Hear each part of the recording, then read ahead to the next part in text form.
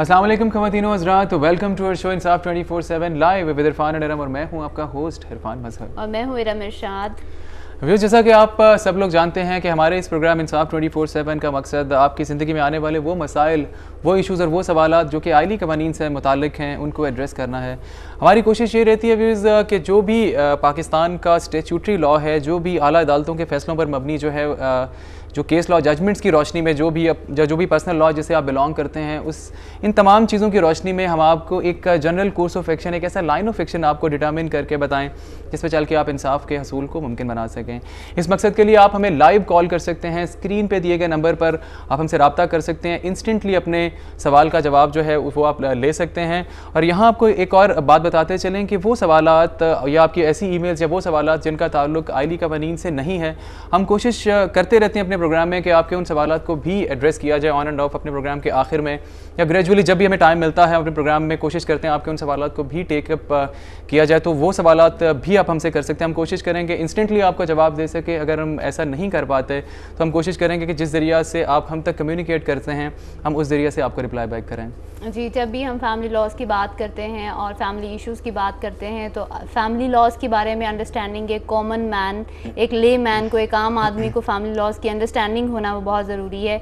इसलिए कि जब भी हम इस्लामिक इंजंक्शंस की बात करते हैं तो इस्लाम ने एक इंडिविजुअल की ज़िंदगी गुजारने के तमाम रूल्स एंड रेगुलेशंस जो हैं वो कानून की सूरत में हमें फ़राहम किए हैं। इसलिए हमारे लिए बहुत ज़रूरी है कि हमें फैमिली लॉज से जो है वो अवेयरनेस हो।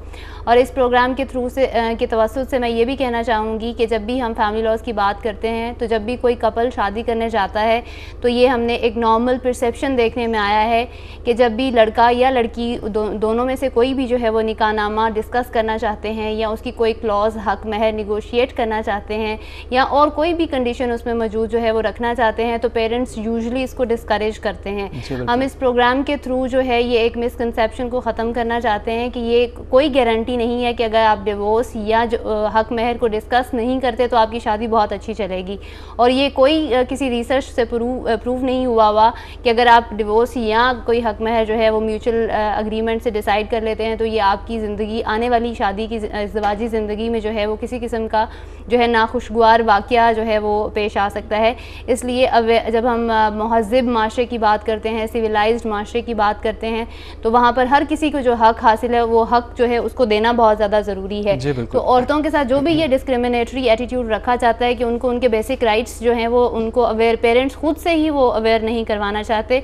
तो हमारी पूरी कोशिश है कि इस प्रोग्राम के थ्रू हम जनरल पब्लिक में एक फैमिली लॉज के बारे में अंडरस्टैंडिंग जो है वो डेवलप करें। इसी के साथ प्रोग्राम का बाकायदा आगाज़ करेंगे। आज हम डिस्कस करेंगे डिवोर्स, तनसीख निकाह, डिसोल्यूशन ऑफ मुस्लिम मैरिज, और इसी के साथ पिछले टॉपिक जो कि कस्टडी ऑफ चाइल्ड चल रहा है उसको भी रिज्यूम करेंगे।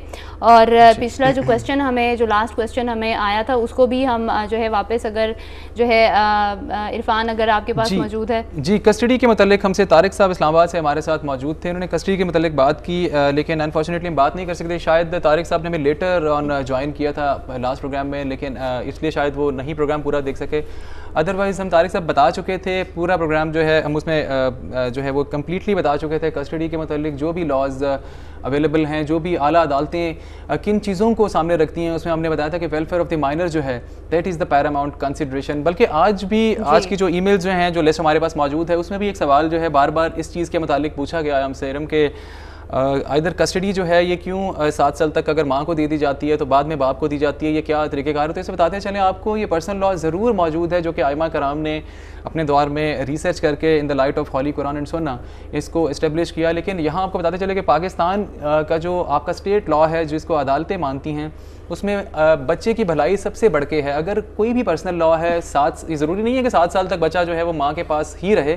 अक्सर केसेस में ऐसा भी हुआ है कि 4 साल का बच्चा जो है वो दे दिया गया बाप को, बल्कि एक केस में ऐसा हुआ 7 साल के बाद बच्चा जो है वो दे दिया जाता है बाप को। लेकिन एक केस में ऐसा भी हुआ कि बाप को भी नहीं दिया गया, माँ ने दूसरी शादी कर ली, ग्रैंड मदर को नहीं दिया गया, बच्चा मैटरनल अंकल को दे दिया गया। उस केस में 2 साल का भी जो है कई ऐसे केसेस भी मौजूद हैं जिसमें 2 साल के बाद भी जो है वो बच्चे की जो कस्टडी है वो फादर को दे दी गई है। तो जब भी हम इसको डिस्कस करते हैं चाइल्ड कस्टडी को, तो जो अभी जैसा इरफान ने बताया कि पैरामाउंट कंसिडरेशन जो है वो बच्चे की वेलफेयर है। तो अगर अगर आप प्रूव कर सकते हैं कि आप ही जो हैं, यानी आप एक तो नेचुरल गार्डियन तो आप अपने बच्चे के हैं ही, लेकिन अगर अदरवाइज़ भी आप जो भी कोर्ट का क्राइटेरिया है उसको फुलफिल करते हैं तो कस्टडी जो है वो आपको दी जा सकती है। यहीं पर अभी मैं बात कर रहा था, एक केस में इस तरह से भी हुआ कि बाप ने बच्चे को, जैसे मैं अभी केस बता रहा था, इस केस में बाप ने बच्चे को लेबर पे लगा दिया, किसी चाय के होटल पे बच्चे को मजदूरी करने के लिए भेज दिया गया। उसके बाद जब उसके मामू जो है, मैटरनल अंकल जो है, उनको पता चला, उन्होंने अदालत में कस्टडी का केस फाइल कर दिया। अब यहाँ पे व्यूअर्स देखिएगा कि जो मैटरनल अंकल्स होते हैं वो इंटाइटल नहीं होते कस्टडी के लिए, जो पर्सनल लॉ है वो इनको इंटाइटल नहीं करता, लेकिन इस केस लॉ में ये डिसाइड किया गया, 2003 का केस है, इसमें ये डिसाइड किया गया कि मैटरनल अंकल इसलिए कस्टडी के लिए इंटाइटल हो गए क्योंकि और कोई रिश्तेदार अवेलेबल नहीं है, और ऐसे बाप के साथ बच्चे की हरगिज़ भलाई नहीं है कि जो बाप बच्चे को मजदूरी पे या चाय के होटल पे जो उसके पढ़ने की उम्र है उसको स्कूल और इन तमाम चीज़ों को छुड़ा के उसको जो है वो होटल पे लगा दिया जाए। जी, यहाँ पर एक ईमेल को प्रोग्राम में शामिल करेंगे। ये ईमेल हमें खलीलुर रहमान साहब ने लिखी है, इन्होंने अपनी जगह का जो है वो नाम नहीं लिखा, और इनकी जो है ईमेल है वो ये है कि इनकी मामूजात जो बहन है उनकी शादी जब वो 5 से 6 साल की उम्र में उनकी शादी जो है वो तय कर दी गई थी वटा सटा की सूरत में, लेकिन अनफॉर्चुनेटली जो दूसरा कपल था उनकी वजह से इनकी कभी रुखसती नहीं हो सकी। अब इनकी उम्र जो है वो 30 साल है और इनकी जो है मामूजात, उनके पेरेंट्स चाहते हैं कि अब वो अपनी बच्ची का जो है वो दूसरी जगह पर कहीं रिश्ता तय करें, तो उनके पास क्या लीगल रेमेडी मौजूद है कि वो इस सिचुएशन से जो है वो डील कर सकें।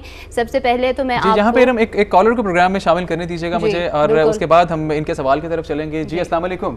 अस्सलाम वालेकुम सर। जी वालेकुम सलाम सर, मैं मदनी बात कर रहा हूँ मुल्तान से। जी दोबारा बताइएगा कौन बात कर रहे हैं? मैं मदनी बात कर रहा हूँ मुल्तान से। जी मैंने आपसे ये कंफर्म करना था, मैंने ज़ेंट्री का दावा किया हुआ है अपने बच्चे के ऊपर। ठीक है। तो उन्होंने अपना कोर्ट में वकील तो पेश किया है, लेकिन वो जवाब दावा पेश नहीं कर रहे। ठीक है। तो जज साहब ने मुझे विदिन 10 डेज ये ऑप्शन दिया कि आप ना अपनी गवाही यानी कि गवाह पेश करें अपने। ठीक है। तो उसके बाद मुझे ये पता करना था कि फर्दर वो क्या कार्रवाई कर सकते हैं इस सूरत में, मैं कैसे अपनी बेगम को वापस ला सकता हूँ। अच्छा, आप मुझे एक बात बताइएगा, आप मुझे एक बात बताइएगा कि आपने जो आपका इंतु तलब हक महर होता है, महर मुअज्जल, क्या आप वो पे कर चुके हैं? सब चीज़ अदाशुदा है। सब अदा कर चुके हैं आप? जी जी, इसलिए वो अपेयर नहीं हो रहे अदालत में। हम बड़ी कोशिश की है। अभी कितना अरसा से केस आपका अदालत में पेंडिंग है? जी कितने अरसे से केस आपका जो है वो अभी तक पेंडिंग है कोर्ट्स में? सर 4 मंथ हो गए उसको। 4 मंथ्स। जी थैंक यू वेरी मच। अभी हम आपके क्वेश्चन का आंसर करते हैं। इस कॉलर से पहले हम बात कर रहे थे ईमेल की, और ईमेल में उन्होंने ये पूछा था कि उनकी जो है कज़न जो हैं वो अब दूसरी शादी करना चाहती हैं। तो जब उनकी 5-6 साल की उम्र में जो निकाह तय हुआ था वो जो है वो कभी रुखसती नहीं हुई, तो अब अगर 30 साल के तकरीबन 25 साल के बाद वो अगर इस रिश्ते को ख़त्म करना चाहती हैं तो वो क्या कर सकती हैं। जब हम इनिशियल यानी अर्ली मैरिजेस की बात करते हैं तो ऑप्शन ऑफ पुबर्टी, जिसको ख़यारुल बलूग जो है वो भी कहा जाता है, ये राइट आप एक्सरसाइज कर सकती हैं जब 18 साल की उम्र से पहले, यानी अगर आपकी 16 साल से पहले आपके जो फादर हैं या आपका कोई भी गार्डियन है वो आपकी शादी तय कर देता है और आपको लगता है कि जैसे ही आप वहाँ पर जो है वो सेटिस्फाइड नहीं है, तो आप 18 साल की उम्र से पहले जो है वो इस जो है रिश्ते से जो है वो इसको ख़त्म कर सकती हैं, लेकिन इसकी कंडीशन ये है कि आपकी रुखसती नहीं होनी चाहिए, यानी ये शादी कॉन्सुमेट नहीं हुई होनी चाहिए। जी, कोई फिजिकल जो है वो आपका जो है वो कांटेक्ट नहीं होना चाहिए इस केस में, जैसे उन्होंने ख़यारुल बलूग के बारे में बात बताई। यहाँ आपको बताते चलें कि जैसे एरम आपको कम्प्रीहेंसिवली बता चुकी है, 18 साल के बाद आप ये हक तो हासिल नहीं कर सकते, क्योंकि अब उन्होंने बताया कि शादी हुई नहीं है और इसमें शादी में जो है कंजुमेशन भी नहीं हुई, 30 साल की हो चुकी हैं खातून। अब ये यहाँ आपके पास जो इस वक्त ऑप्शन अवेलेबल है वो आप dissolution of Muslim marriage act जो है उसके तहत आप एक दावा जो है वो फाइल कर सकते हैं। 1939 का ये कानून है। या तो आप खुला के लिए चली जाएँ, उसके लिए आपको कोई भी स्पेशल ग्राउंड्स जो हैं, हस्बैंड की कोई ऐसा गलती या उसके बिहाव पे कोई भी ऐसा डेफिशिएंसी जो है आपको प्रूव नहीं करनी पड़ेगी। खुला में आपको सिंपल जो है वो कोर्ट में जाके यही कहना पड़ता है जाके कि मैं अपने हस्बैंड के साथ नहीं रहना चाहती, क्योंकि इसके साथ रहते हुए मैं अल्लाह ताला की बनाई हुई हदूद जो हैं मैं उनको कायम नहीं मतलब रख सकती, और कोर्ट इस केस में आपको अपना हक महर जो है वो छोड़ना पड़ता है। यहाँ आपको बताते चले कि 1967 से पहले जो है इस तरह से ऑप्शन मुबारात का कॉन्सेप्ट था इरम, लेकिन इस तरह से खुला का कॉन्सेप्ट नहीं था, लेकिन एक हदीस है। अभी हम प्रोग्राम में कॉलर को शामिल करेंगे, उसके बाद मैं उस पर भी बात करूंगा। जी अस्सलाम वालेकुम। जी वालेकुम अस्सलाम। कौन और कहाँ से बात कर रहे हैं? मैं असद बात कर रहा हूँ कराची से। जी कौन साहब? असद। जी जी मेरा सवाल ये है कि मैंने अपने बच्चों को कुछ प्रॉपर्टी गिफ्ट की हुई है, क्या वो मैं वापस ले सकता हूँ? ठीक है। प्रॉपर्टी मेरी जाती है, यानी वालिदैन से नहीं थी, मैंने अपने पैसों से खरीदी थी। मुझे आप एक बात बताइएगा कि आप कब्जा दे चुके हैं अपने बच्चों को उस चीज का? कब्जा तो दे चुका हूँ। जी बिल्कुल ठीक है, थैंक यू वेरी मच। अभी आपके क्वेश्चन का आंसर करते हैं। जी हम बात कर रहे थे खुला का जो कॉन्सेप्ट शुरू हुआ, ये हदीस है इब्ने साबित रज़ी अल्लाह ताला अन्हु की जो बीवी हैं, साहबी गुजरे, उनकी बीवी जो है रसूलुल्लाह सल्लल्लाहु अलैहि वसल्लम के पास गई और उन्होंने कहा कि मैं अपने जो हस्बैंड हैं उनके अगेंस्ट एक हेट्रेड जो है वो डेवलप कर चुकी हूँ, मैं उसके साथ नहीं रहना चाहती, अगर मैं इनके साथ रहूँगी तो मैं अल्लाह की बनाई हुई हदों जो है उनसे बाहर निकल जाऊंगी। अल्लाह के नबी सल्लल्लाहु अलैहि वसल्लम ने बहुत कोशिश की कि कंसिलिएशन करा सके, लेकिन उसमें जब नहीं हो सकी तो आपने पूछा कि तुम्हें कुछ हक महर के तौर पे दिया गया? तो उन्होंने बताया कि मुझे एक मेरे नाम पे बाग जो है वो लगाया गया था उस एट दैट टाइम। जब आपने अपने साबित को बुलाया और उसके बाद जो है इसी में आपने उनसे पूछा कि अब क्या तुम इसको छोड़ना चाहते हो, उन्होंने भी यही कहा कि मैंने बाग जो है वो इनको गिफ्ट जो है हक महर के तौर पे दिया था शादी के मौका पे। आपने खातून से कहा कि इनको इनका बाग वापस कर दिया जाए और आपने उस सहाबी से कहा कि इनको तलाक दे दी जाए। तो यहाँ से ये ग्राउंड बनी और उसके बाद से ये लॉ एस्टैब्लिश हुआ। इनके केस में जो सबसे दूसरी अहम बात है वो ये है कि अगर 6 साल की उम्र में आपका निकाह तय कर दिया गया था और आप जो है अभी 30 साल की उम्र तक आपने उनका इंतज़ार किया है या अभी आप उनके जो भी आपका रिलेशनशिप था वो अभी तक कायम था, तो उसमें मेंटेनेंस भी जो है वो भी आप जो है उसको भी ग्राउंड बना सकती हैं कि पिछले 25 साल से अगर आपको कोई भी मेंटेनेंस नहीं दी गई, आपको लुक आफ्टर नहीं किया गया, तो उसकी ग्राउंड पे भी ये जो है वो आप खुला के लिए जो है वो केस लेकिन इस केस में तो इरम कुछ ऐसा हुआ कि ये तो सिरे से शादी बटा सिटा का कॉन्सेप्ट था इनकी शादी में, तो ये तो कुछ सिलसिला इस तरह से जो मुझे नजर आती है बात कुछ इस तरह से है कि जो इस शादी की प्रॉपर जो है वो एक हैपनिंग शादी की हुई नहीं है, यहाँ पे सिर्फ एक सो कॉल्ड मतलब रिलेशनशिप डेवलप हुआ, वो अपने घर में रह रही हैं, 30 साल का अरसा गुजर गया और वही जैसे हम बात कर रहे थे कि दुनियावी जो हमारी रस्में बनी हुई हैं उन्हीं का शिकार होकर घर में बैठी हुई हैं।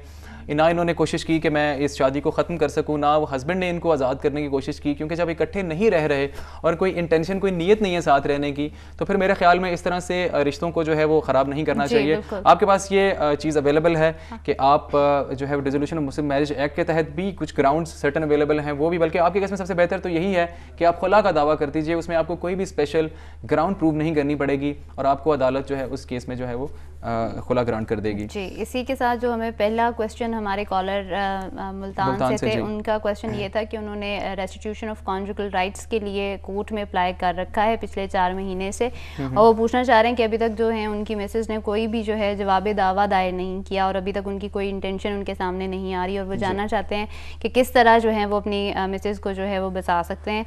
तो पिछले 4 महीने से जो है वो इनका कोर्ट में केस चल रहा है। सबसे पहले तो ये है कि कोर्ट ने ज़रूर उनको जो है वो समन जारी कर दिए, जी कोर्ट ने समन ज़रूर जारी कर दिया गया और उनको तलब भी किया गया होगा, लेकिन अगर वो नहीं आना चाह रही तो उसकी जो है उनको जो है वो अकाउंटेबल होंगी। जी, उनका ये जवाब दावे का हक जो है ये भी वेव हो सकता है। जी बिल्कुल, वो ये हक भी जो है वो कर सकती हैं। दूसरा ये कि जब भी आप रेस्टिट्यूशन ऑफ कॉन्जुगल राइट्स की बात करते हैं तो फौरी तौर पर ही आपको आपकी जो है मिसेज हैं उनका इंटेंशन जो है वो जाहिर हो जाती है कि आया वो आपके साथ रहना चाहती हैं या नहीं रहना चाहती। अगर वो जवाब दावा में खुला का मतलब जाहिर है, अगर वो नहीं आपके साथ बसना चाहती तो वो आपसे अलहदा होना चाहती हैं, या दूसरी सूरत ये भी हो सकती है कि वो आपको मजबूर करें कि आप खुद उन्हें डिवोर्स दे दें, लेकिन वो भी आपकी सिचुएशन में वो इसलिए नहीं है कि आप तमाम जो हक महर की रकम है वो ऑलरेडी अदा कर चुके हुए हैं। यहाँ पर एक कॉलर को अपने प्रोग्राम में शामिल करेंगे। अस्सलाम वालेकुम।